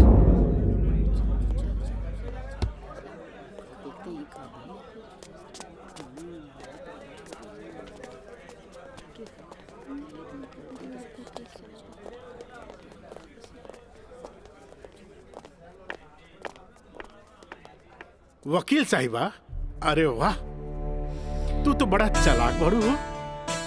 Affidavit करवा के मैं के तू अच्छा यूज कैलू। आपके के कह दलस कि कोई वकील के सबूत इकट्ठा करे खातिर चालाक ना होके के चाहिए? बाकी चालाकियों में भी हम तोहर बापे निकला। और अगला डेट में दूध में ऐसा पानी मिलाई, देखते रह जाओ। चलो बाबूजी। देखो काजल जी, कल कोर्ट में उनके वकील ने जो बहस की, ये एक केस है 99 दिल्ली का। तुम्हारे केस से बहुत कुछ मिलता जुलता है। जी सर। और इसमें उसके पक्ष में फैसला हुआ था। मैं इसको अंडरलाइन कर दे रहा हूँ। ओके। हाँ। तो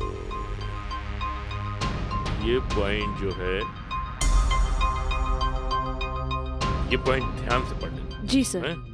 और कल तुम्हारी बहस में ज्यादातर ये बातें होनी चाहिए। ओके। समझ गए ना मिथिलेश? जी। थोड़ा ध्यान रखना, ये सारे पॉइंट्स इसके दिमाग में बैठ जाने चाहिए, क्योंकि सारी बहस इसी पर होनी है। जी।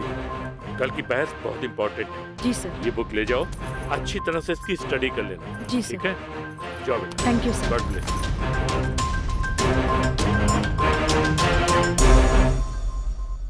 आँख कहेली कि एक नया इंसान देख ले, लेकिन दिल कहेला कि ना।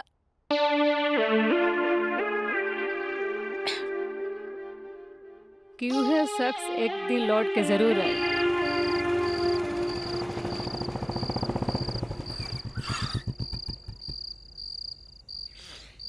जफाव ने मारा, वफाव ने मारा। निराली, अरे निराली, मुझे तेरी अदाओं ने मारा।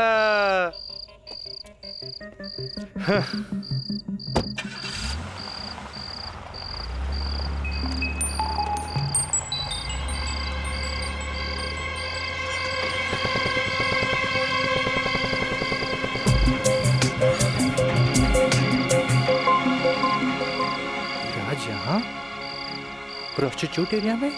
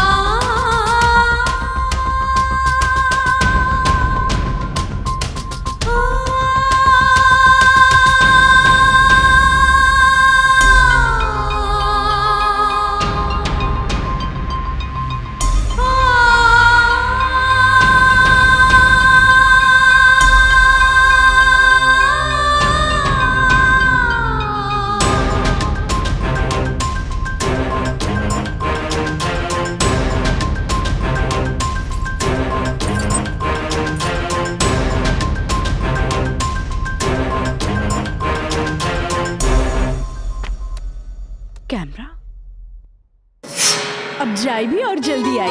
ठीक बा।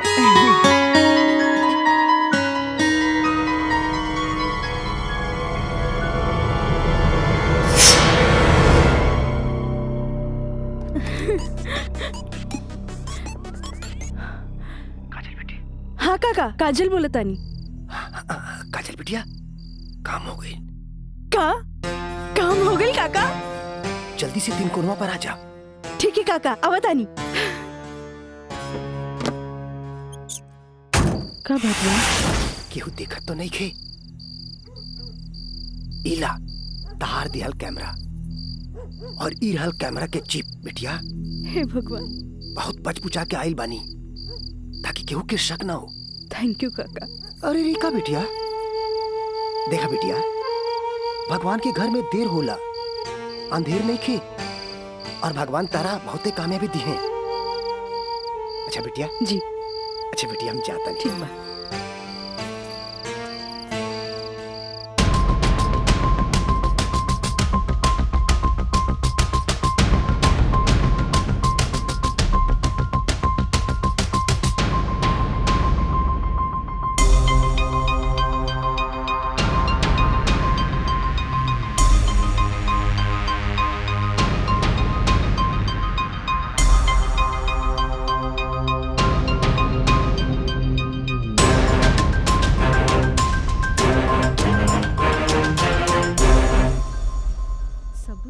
दे देनी हाँ। बाकी सर आ गए ले।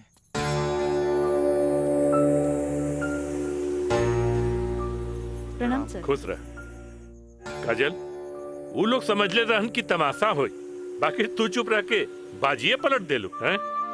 तू जौन भी सबूत हमरा के देले रहलू, हम सब स्टडी कर ले बहुत सही है। I am proud of you बेटा। Thank you sir. God bless you. Mithilesh ji, कल कोर्ट पे मिले थे। ठीक बा सर। ठीक है, चलो।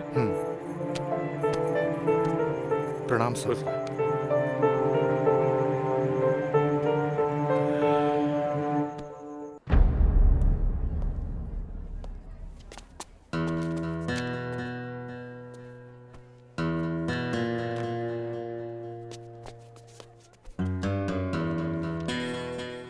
अदालत की कार्रवाई शुरू की जाए। जा बेटा।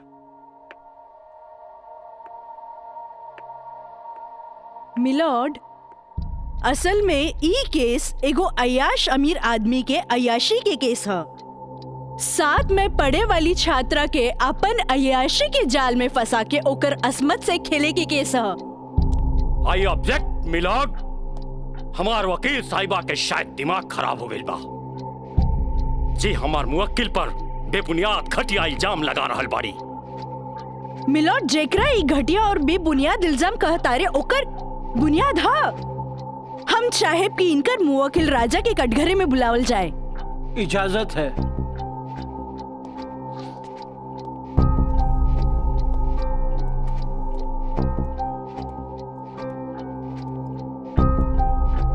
जज साहब, ई उहे आदमी है जे लड़की के चाय के कुर्बा समझेला, जेके पिया और फेंक द। इनकर अयाशी के सबूत के तौर पर हम अपन एगो गवाह पेश करे के चाहतानी। इजाजत है। Thank you.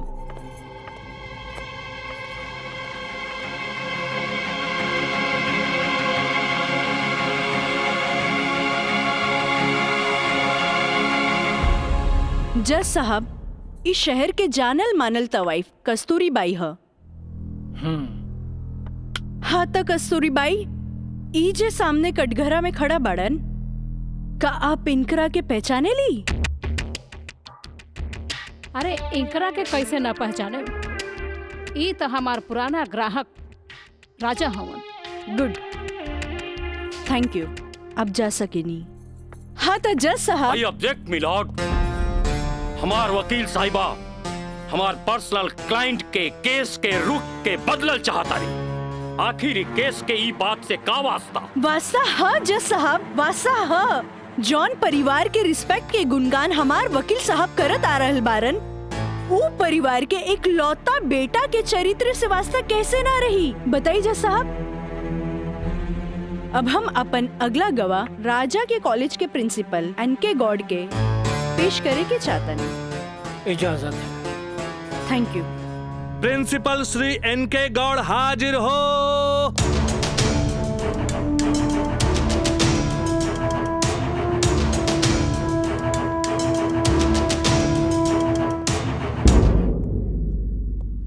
हाँ तो प्रिंसिपल साहब, आपकी कॉलेज की एक छात्रा काजल सिन्हा के साथ जब ई शख्स सरेआम छेड़खानी कैलस और जब वो आपसे रिपोर्ट करे के बाद पुलिस में जात रही, तब आप का कहनी?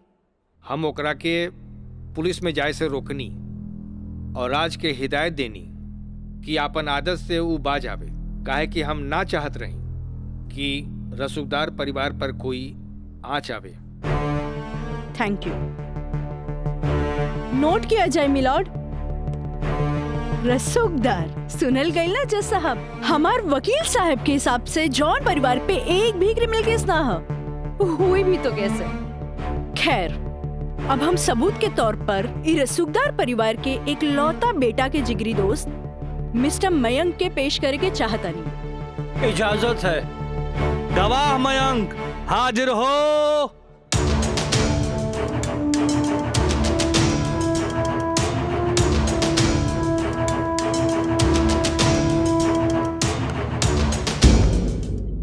हाँ तो जज साहब,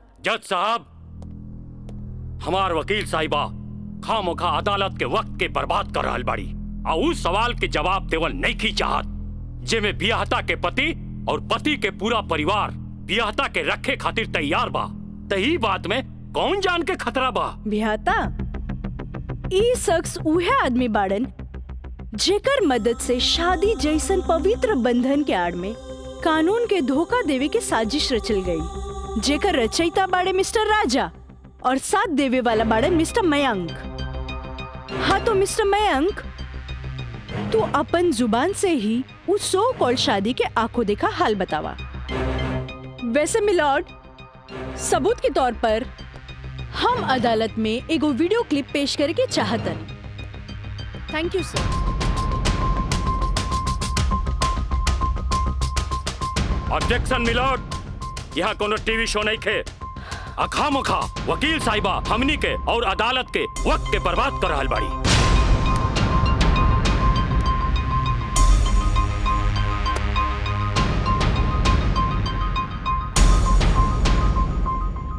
जज साहब, वीडियो क्लिप में साफ दिख रहल बा कि दुल्हा दुल्हन के दाएं बाएं ना बल्कि आमने सामने बैठाल गईल ह, जे हिंदू रीति रिवाज से बिल्कुल गलत बा और ऐसे नहीं से भइल काहे कि पंडित से शादी ना करावल गई, एक बहरूपिया से पंडित के रूप धरावल गई। आप यही क्लिप के साथ पंडित के बयान खुद से देख ली। जज साहब, हम रेलवे कर्मचारी हैं, रुपया के लालच हमरा के नकली पंडित बने पर मजबूर कई देलस। जज साहब, हम एक गरीब आदमी बानी और पैसा का लालच बड़े बड़े लोगन के अच्छा और बुरा समझे को शक्ति के छीन लेला। हम तो एक गरीब आदमी बानी। दोस्त के कहला पर हम एगो भलता आदमी के पुजारी बना के इन लोग का ब्याह करवा देली। आखिर हम भी क्या करती? जज साहब, काजल की खूबसूरती का हम दीवाना हो गई और काजल के पावे खातिर हम समाज और कानून के हर सीमा के भी लांग गईली। हाँ तो जज साहब, हमार दूसरा वीडियो क्लिप देखी जे ई साबित कर दी कि धारा 420 से शुरू हो करके धारा 376, 375, 362, 361, 120B के उ लड़की के साथ अंजाम देल गल बा। और जज साहब, लगे हाथ हमार दूसरा वीडियो क्लिप भी देख ली प्लीज।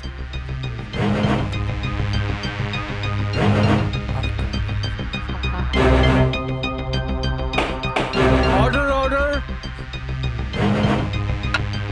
अरे हटाओ, हटाओ, हटाओ। हम सही कहा था नहीं भाई, अभी बियाह ना हुई। तोहरा के बियाह करे के कौन कहले रहे? तो क्या करती? वैसे ना मानत रहे तो हम कानून से बचे के खातिर बियाह के नौटंकी कर देनी। जाके ओकरा बुला के घर लिया। अरे बाबूजी, अगर ऐसे ला के खड़ा कहीं नू तो ऐसा कितना पतों से तारी घर बढ़ जाए बुझाई।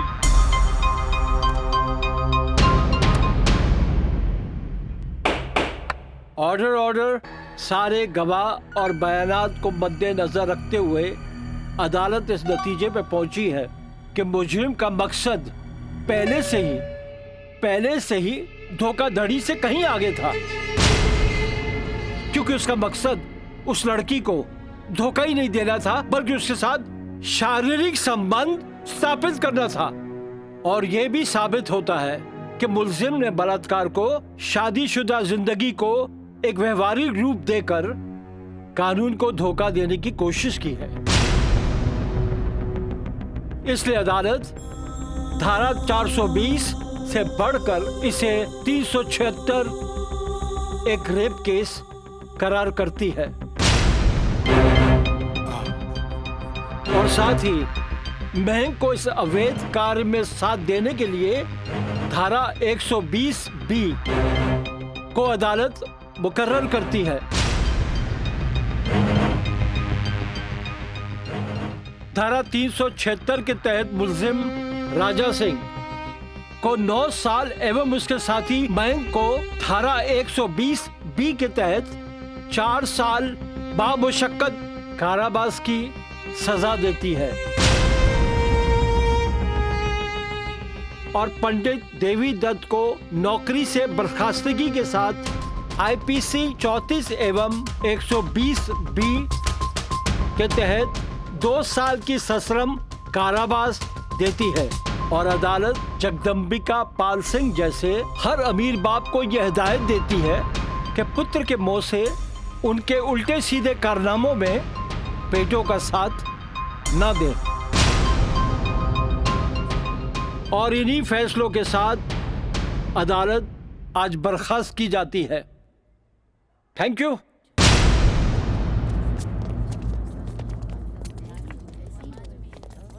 सर,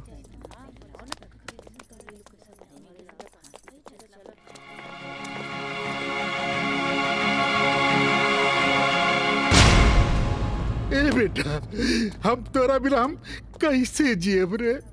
ए बाबूजी हम आज बात जान गए नहीं कि झूठ कितना भी ताकतवर क्यों ना होके सच के आगे हमेशा छोट पड़ जाला।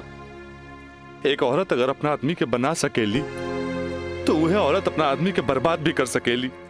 बाबूजी हम कबो औरत जात की इज्जत न कईनी, उनका के अपना पाव के जूती समझनी, पर हम भूल गए रहनी की जन धन दौलत पे हम इतना घमंड करे ले। बाबूजी वो तो एगो लक्ष्मी के रूप है। बाबूजी हमारी गलती माफी के लायक तो नहीं खे, पर हो सके तो हमरा के माफ कर दे। बेटा, तुम्हारी पश्चाताप के आंसू में तुम्हार पाप सब धुल जाई रे। चलिए इंस्पेक्टर साहब। Kajal, congratulation, I am really proud of you. Congratulation तो हमरा के बोले के चाहिए, काहे कि जीत हमरा लिए अकेले पॉसिबल ना रहे जी आप हमारे साथ ना देती। Good, I am really proud of you Kajal. Thank you sir.